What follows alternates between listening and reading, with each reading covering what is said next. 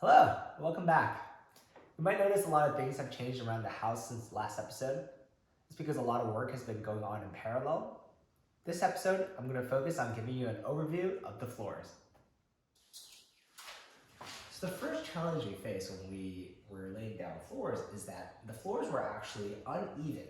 This used to be a garage, and garages have a outward slopage for the purpose of drainage. So at the start of the project, this part of the house was 3.5 inches lower than this part of the house. 3.5 inches would be like, say something like this high. Given the length, you can't really tell just by looking at it, but it's something that if you knew were there would probably bother you. If you had a marble, it would probably roll downwards. So I wanted to level the floors and make it feel nicer. So how I accomplished that was we had to come in and we had to fill this area over here, the lower parts, with deck mud. So they would shoot a laser out from the higher part of the floor.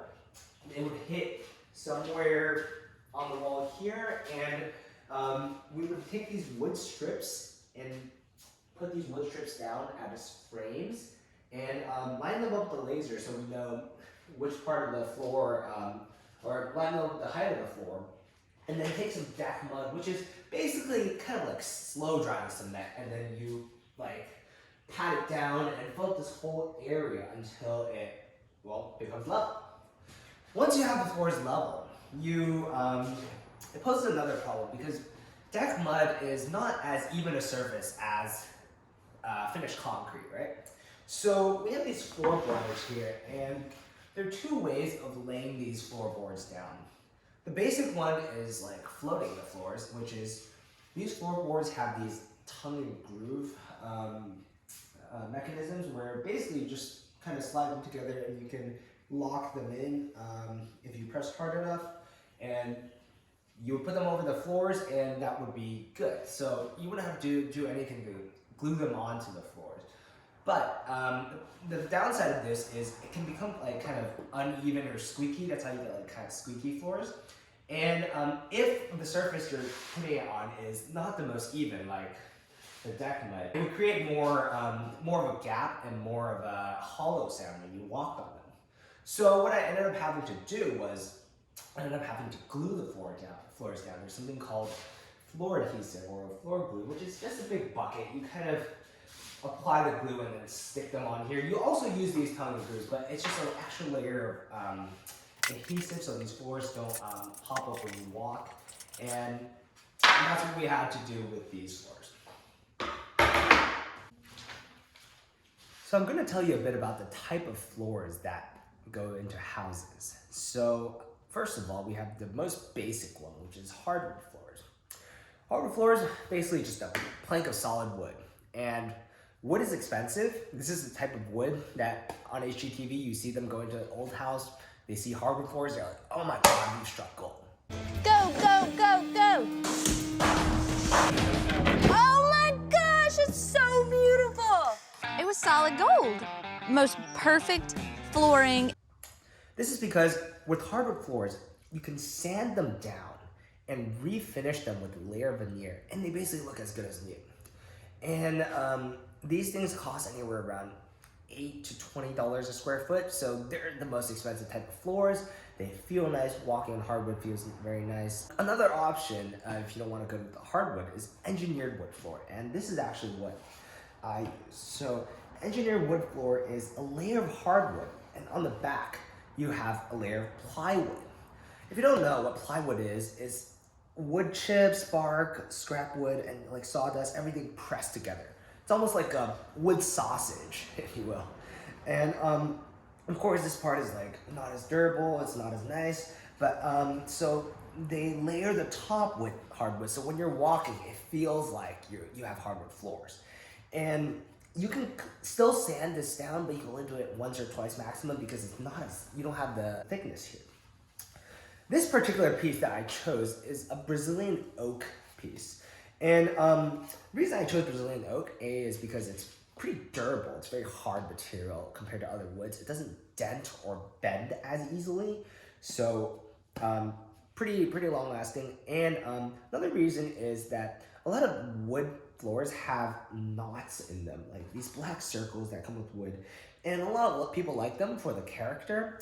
Personally, I like the clean look, so I'm not that into it. And if you buy something like European oak, you would have to pay extra for them to pick out the pieces where they don't have knots. But Brazilian oak, like just the characteristic of the tree, it doesn't really come with knots, which is makes it a better choice for me. Engineered wood floors cost around $5 to $15 a square foot.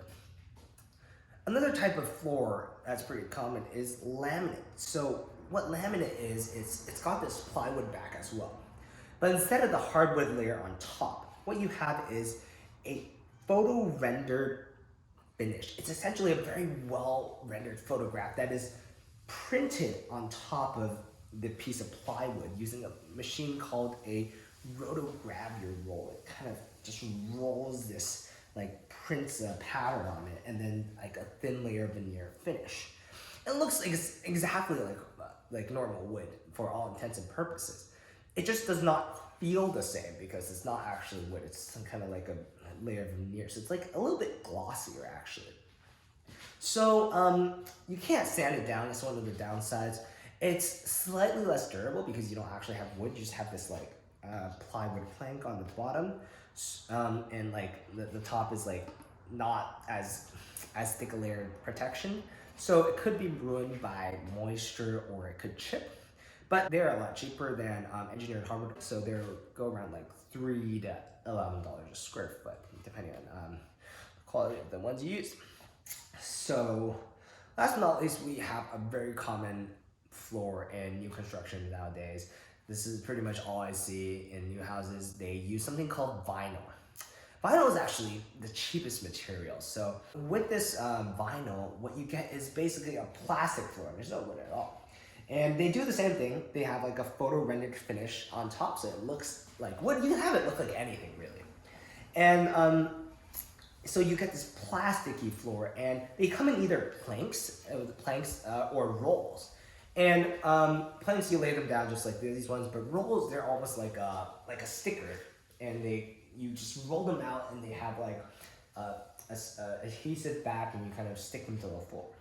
So these are very cost effective. They cost around $2 to $7 a square foot. They're very durable. The plastic basically is indestructible. It's like immune to moisture. The downside is it just doesn't feel the same as walking on wood. It feels like you're walking on plastic. But for all intents and purposes, they look the same as these type of floors. So all four types of floors look pretty much the same. So it really is just down to personal preference and the material that you choose to use. So I'm going to show you guys a fun touch we did with the floors here. So what we ended up doing was kind of with the design where you can't really see it, but we have like hexagon tiled floors, and we wanted to have some wood pieces interlaid in between them. So how we had to do this was we had to lay these tiles first, because these hexagon tiles needed to go in first so we could cut the wood specifically to fit in these gaps, and also because the kitchen, cabinets, fridge, appliances, they need to go on top of the tiles. They could go just on the floors, but if you were ever to change the layout of the house, then you would have part of your kitchen untiled, which would be kind of awkward. So we needed to basically lay the kitchen tile exactly so they wouldn't exceed the boundary of the cabinets. So right here, there needed to be a seam, and it would transition into wood, and we wanted to get it exactly right. So that was a bit of a challenge. So we had to really plan and draw out the dimensions of the kitchen first. And so we had to put these tiles down first, have them set, and then cut these pieces of wood in just the right size. Unfortunately, these planks were not big enough, so we had to use 2 planks, and then glue them down in between the tiles. So this was a bit of a craftsman activity, but hopefully it'll turn out kind of nice.